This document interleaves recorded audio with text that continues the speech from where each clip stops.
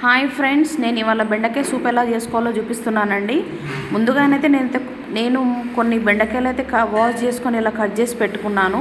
దానికి కావాల్సినవి ఆనియన్స్, మెంతి ఆకు, కరివేపాకు, కొత్తిమీర, మిర్చి రెడీ పెట్టుకున్నానండి. కట్ చేసి పెట్టుకున్నాను. దానికి కావాల్సినంత చింతపండు అయితే నేను నానబెట్టుకున్నాను వాటర్లో. దానికి కావాల్సింది అల్లం వెల్లుల్లి పేస్ట్. ఇది హోమ్ మేడ్ అల్లం వెల్లుల్లి పేస్ట్ అండి. తర్వాత స్టవ్ ఆన్ చేసేసి నేను ఏఎంసీ బౌల్ అయితే పెట్టుకున్నాను. ఏఎంసీ బౌల్ అయితే పెట్టుకున్నాను. ఇందులో కాస్త ఆయిల్ వేద్దామండి. కాస్త ఆయిల్ వేసి అందులో కావాల్సిన ఆవాలు, జీలకర్ర, మెంతులు అయితే వేసాను. కాస్త ఇవి ఫ్రై అయినాక మిర్చి, ఆనియన్ అయితే వేద్దామండి. అందులోనే పోపులోనే కొంచెం మెంతి ఆకు అయితే వేసాను. ఆ పచ్చిదనం పోవాలి కదండి, అందుకే మెంతి పోపులోనే వేసాను. వేసేసి కాస్త కలిపేద్దాము. మెంతి ఈక్వల్గా కలుపుకోవాలండి, ఈవెన్గా కలుపుకోవాలి. ఈ ఏఎంసీ బౌల్కి స్పాచులానే వాడాలండి. కాస్త పసుపు యాడ్ చేసుకుందాము.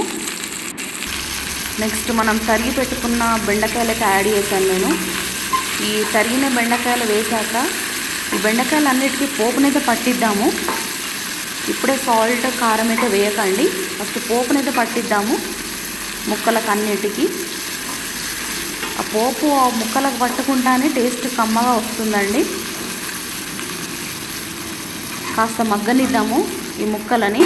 లిడ్ క్లోజ్ చేసి ఈ రీడింగ్ బట్టి, ఈ లిడ్ పైన ఉన్న రీడింగ్ బట్టి మనకు తెలిసిపోతుందండి ఎంతవరకు మగ్గిందో. తర్వాత తీసి కాస్త సూప్కి సరిపడా సాల్ట్ అయితే వేసుకున్నాను నేను. ఇది పింక్ సాల్ట్ అండి. పింక్ సాల్ట్ యాడ్ చేసుకున్నాను. కాస్త కలిపేసుకుందాము.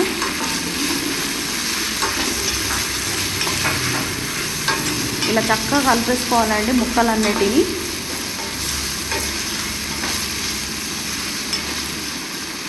ఇలా ఈవెన్గా కలిపేసుకుందాము. కలిపేసేసి మళ్ళీ కాస్త లిడ్తో క్లోజ్ చేద్దాము. చేసి తీసాక మళ్ళీ కాస్త దానికి సరిపడా కారం అయితే వేసుకున్నానండి నేను. కారం వేసేసుకొని అంత సమానంగా ఈవెన్గా కలుపుకుందాము. ముక్కలకు అన్నిటికీ కారపొడి పట్టేలా. కాస్త మళ్ళీ లిడ్ క్లోజ్ చేద్దాము. ఆ లిడ్ క్లోజ్ చేయడం వలన కారం అనేది ముక్కలకు సమానంగా పట్టుకుంటుందండి.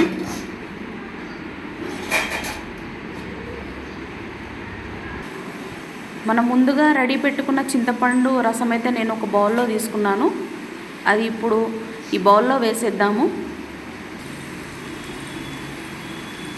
చూడండి, నేనైతే ఇందులో వేసేస్తున్నాను. వేసేసి కాస్త మరగనిద్దాము.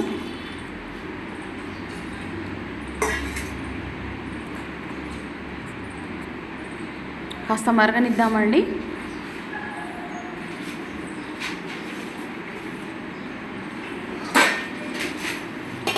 కాస్త మరగడానికి కాస్త లిడ్ క్లోజ్ చేస్తున్నాను నేను. లిడ్ క్లోజ్ చేసేస్తే మనకు త్వరగా మగ్గిపోతుంది, మరిగిపోతుంది ఆ సూప్ అనేది.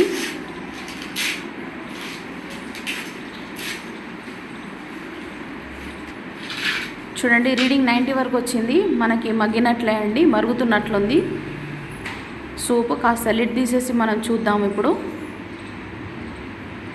చూడండి, ప్రతి ఏఎంసీ బౌల్ పైన ఇలాంటి రీడింగ్ ఉంటుందండి. ఈ రీడింగ్ వల్ల మనకి చాలా బెనిఫిట్. మనం వండుతున్న కర్రీ ఎంతవరకు కుక్ అయిందో లేదో తెలుసుకోవడానికి ఇది ఈజీ ప్రాసెస్.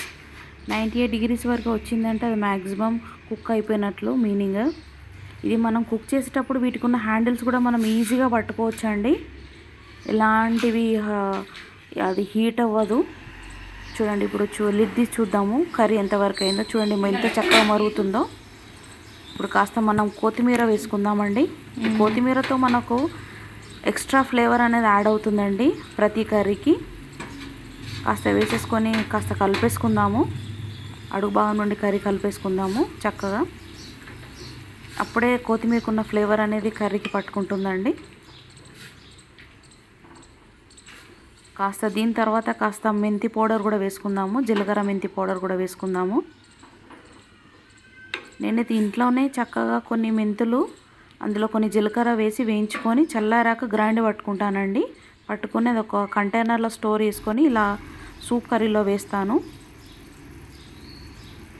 ఈ మెంతి పొడి వేయడంలో ఎక్స్ట్రా టేస్ట్ అనేది యాడ్ అవుతుందండి.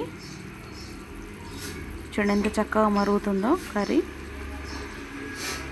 బెండకాయ సూప్ చాలా టేస్ట్ ఉంటుందండి.